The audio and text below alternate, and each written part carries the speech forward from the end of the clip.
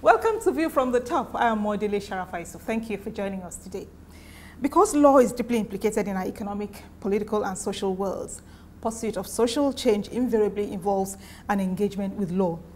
Through legislative and administrative responses to new social conditions and ideas, as well as through judicial reinterpretations of constitutions, statutes, or precedents, the law articulates and sometimes sets the course for major social change.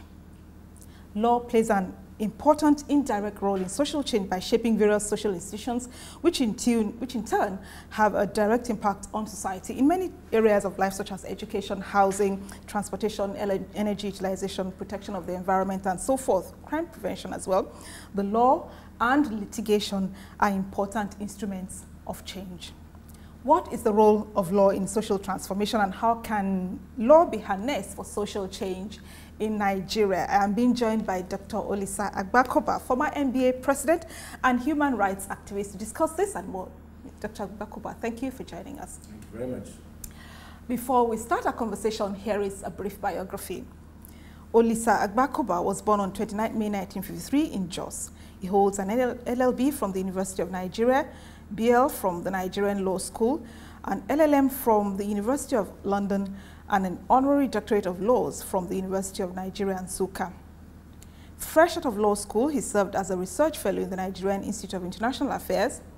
He left NIIA after 1 year to set up his own law firm, Olisa Agbakoba and Associates, which specializes in commercial and maritime law. In 1998, he was conferred with the rank of a senior advocate of Nigeria. He is a life member, Body of Benchers, and member, National Judicial Commission. As an instrument of change, of social change, law entails two interrelated processes, the institutionalization and the internalization of patterns of behavior. In which of the two processes is Nigeria weaker? In all. We talk about legal failure in Nigeria. You know, it was like heart failure. So your summary was apt.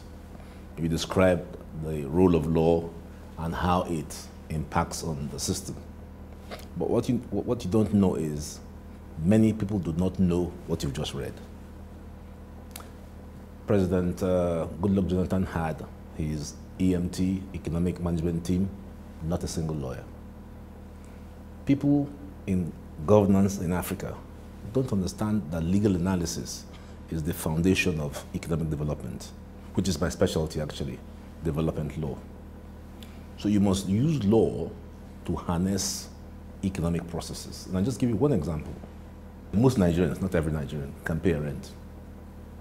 Now, if you can pay a rent on a monthly basis or quarterly or yearly, then I would imagine you could also pay a mortgage.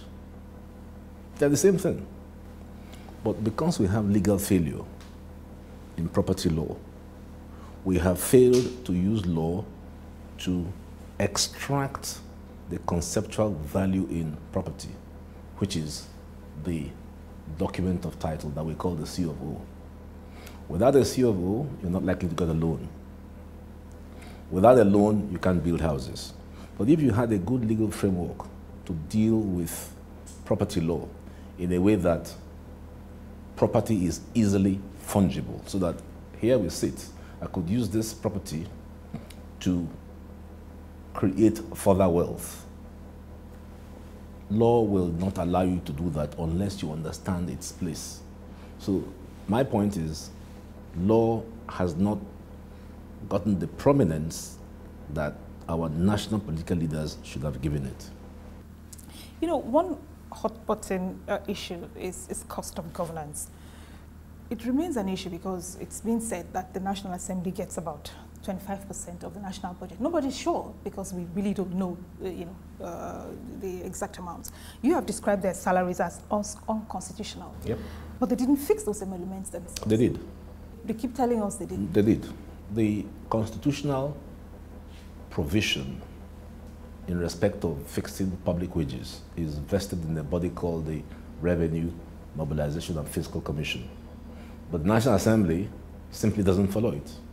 Only the National Assembly. It was only under Buhari, when he met the commission, that he directed them to review all the salaries. And that goes to governance. But that's a different issue.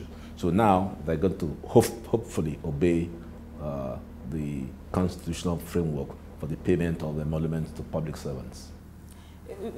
You were a member of the Presidential Committee on Review of NNPC. Are the reforms carried out so far far-reaching enough? No, absolutely not.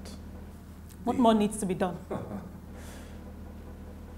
The report, which came to be referred to as the Rebadu report, contains earth-shaking conclusions that, if implemented, would have virtually everybody in NNPC in jail, because it was just a cesspit of corruption. The system had failed. The people there had become thin gods. They were actually living outside the Nigerian system, because the constitutional requirement, which President Buhari has christened the single treasury account, is nothing new. It's section 162. But nobody implemented it. So what the NNPC would do would be to receive funding that should go to the federation account, and they'll sit on it. For instance, in 4 years that the NNPC ran the accounts of the federation, they received something like $11 trillion. They only remitted 1.3 and blew the rest. So they were above the law. Above the law. And the only way I think we can go now is to look at what President Buhari is doing. But I would urge him, because they have appointed PwC and McKinsey to come and look at what NNPC has done. We have it already.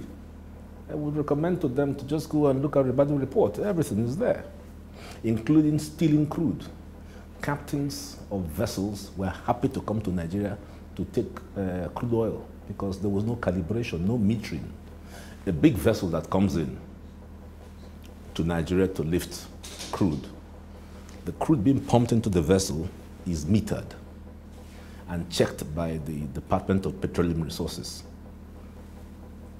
The meters at the loading terminals never worked. So nobody had any idea what was loaded.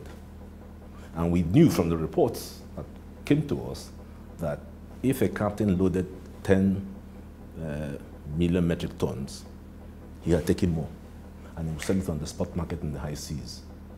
So our money was just going. I don't want to talk about arbitrage.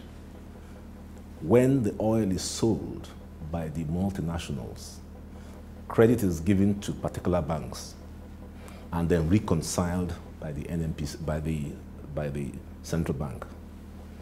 To hold the money for 2 days, I can tell you, my dear sister, we're talking about millions of dollars. So the entire system was leaking.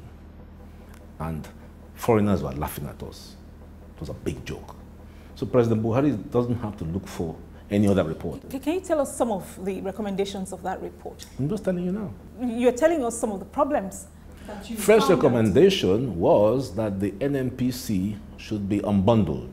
Number one, the NNPC, the government had no business running business. There were 3 things that the government needed to do. Stay with policy. That's your job. Make the minister less powerful. Part of why the PIB sat in the National Assembly was because of the politics of watering down the power of the minister. The minister is the, I'm not just talking about the last one. The minister is the be-all and end-all. So we said, have a policy minister who has no control over the business, create an NOC, a national oil company. Call it whatever you like Petrobras and Petronas. These are proper oil companies that are operating as if they're in the private sector. Then finally, convert the DPR to a strong regulator. These are the 3 foundations upon which the oil sector would run. It didn't happen, not to our surprise, because the money is too much.